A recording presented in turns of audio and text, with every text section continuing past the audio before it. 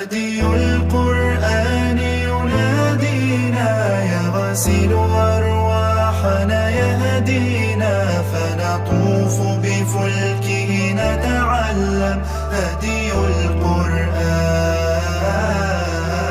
هدي القرآن ينادينا يغسل أرواحنا يهدينا فنطوف بفلكه نتعلم هدي القرآن.